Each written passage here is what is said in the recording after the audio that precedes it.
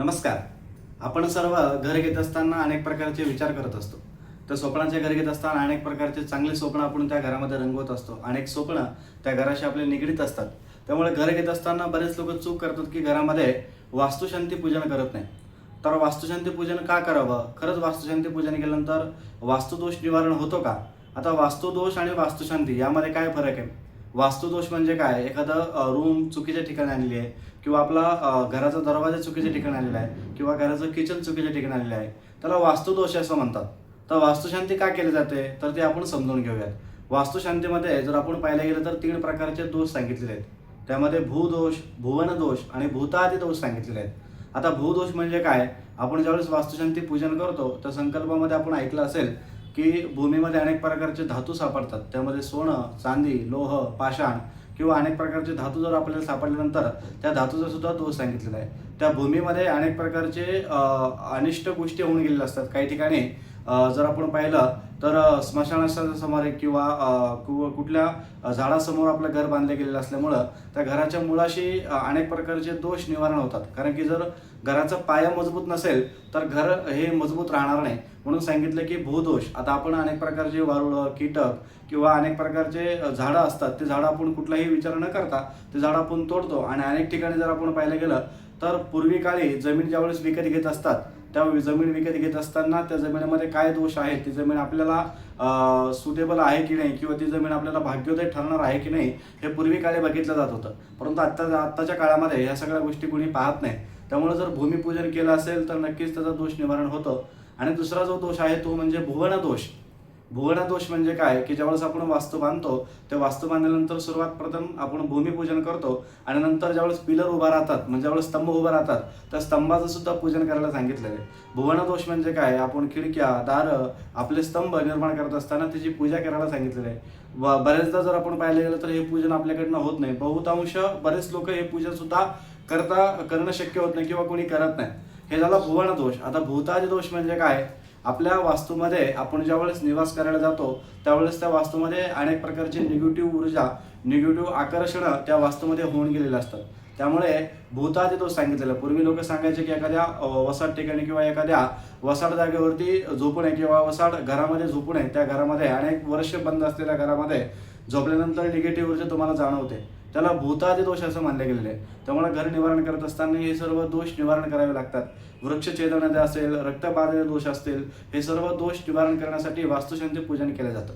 आता हे वास्तुशांती पूजन करत असताना या वास्तूमध्ये जसं आपण निगेटिव्ह ऊर्जा असते ती निगेटिव्ह ऊर्जा दूर करण्यासाठी वास्तूचं पूजन करतो, त्याचप्रमाणे वास्तूमध्ये शास्त्रीय पद्धतीने वास्तुशांती झाल्यानंतर नक्कीच वास्तूमध्ये अनेक प्रकारचे जे काही वास्तुदोष निवारण करण्यासाठी दोष असतील ते सर्व दोष निवारण होतात. आता हा वास्तुपुरुष म्हणजे काय? आता वास्तुशांती करत असताना सर्वात महत्त्वाचा भाग येतो तो म्हणजे वास्तुपुरुषाचा. तो वास्तुपुरुष म्हणजे काय?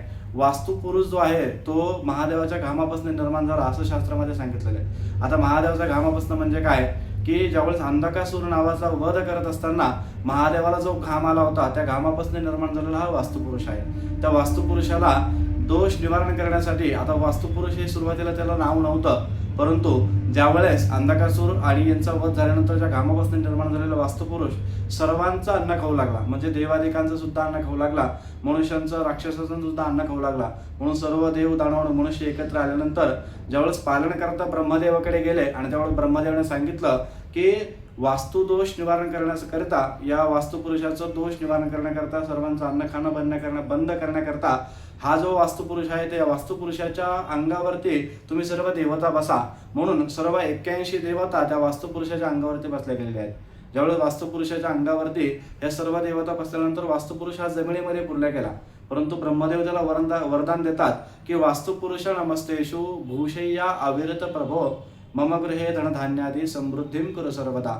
हे वास्तुपुरुषा, माझ्या घरामध्ये धनधान्य, सुख, शांती, समृद्धी प्राप्त होण्याकरता मी तुझ्या घरामध्ये निवास करत आहे. म्हणून आपण बऱ्याचदा घरामध्ये आल्यानंतर दूध उतू घालतो. ते दूध उतू घातल्यानंतर किंवा वास्तूचं हवन केल्यानंतर पहिलं अन्न ज्यावेळेस भूमी निर्माण होईल त्यावेळेस वास्तुशांती करण्याचं कारण हेच आहे की पहिलं अन्न हे वास्तुपुरुषाला देण्याकरता सांगितलेलं आहे. म्हणून आपण वास्तुशांतीचं पूजन करतो. आता वास्तुशांती पूजन करत असताना बरेच लोक सांगतात की वास्तुपुरुषाचं पूजन केल्यानंतर अनेक प्रकारचे चांगले वाईट विचार किंवा आमच्या मनामध्ये येत असतात.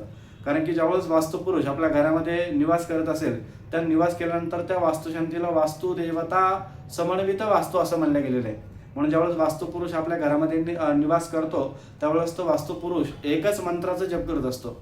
तो म्हणजे अस्तु अस्तु अस्तु असं म्हणतो. अस्तु म्हणजे आपल्या घरामध्ये तसे हो. आपण जसं वास्तुशांती झाल्यानंतर जसं घरामध्ये वागतो किंवा जसं आपण बोलतो, त्याचप्रमाणे आपल्या घरामध्ये म्हणजे आपण जर निगेटिव्ह बोललो तर आपल्या घरामध्ये निगेटिव्ह ऊर्जा प्राप्त होते. आपण जर पॉझिटिव्ह बोललो तर नक्कीच आपल्या घरामध्ये पॉझिटिव्ह वातावरण निर्माण होतं. हे सर्व कोणामुळे होतं तर त्या वास्तुपुरुषाच्या म्हणण्यामुळे होतं. त्यामुळे तो वास्तुपुरुष सतत अस्तु अस्तु असं म्हणत असतो. त्यामुळे वास्तुशांती करणं हे सर्वात महत्त्वाचं सांगितलं आहे. धर्मशास्त्रीय पद्धतीने वास्तुशांती करावी, जेणेकरून आपल्या घरातील सर्व वास्तुदोष निवारण होतील. आणि वास्तुदोष निवारण करता योग्य मुहूर्त, त्या मुहूर्तावरतीच वास्तुशांती करावी असं शास्त्र सांगतं. तुम्हाला जर काही वास्तूबद्दल काही प्रश्न असतील तर नक्कीच तुम्ही मला या व्हिडिओच्या कमेंटमध्ये सांगू शकता. जर तुम्हाला हा व्हिडिओ आवडला असेल तर नक्कीच या व्हिडिओला लाईक करा, चॅनलला सबस्क्राईब करा, बेल आयकॉनला क्लिक करा. नमस्कार.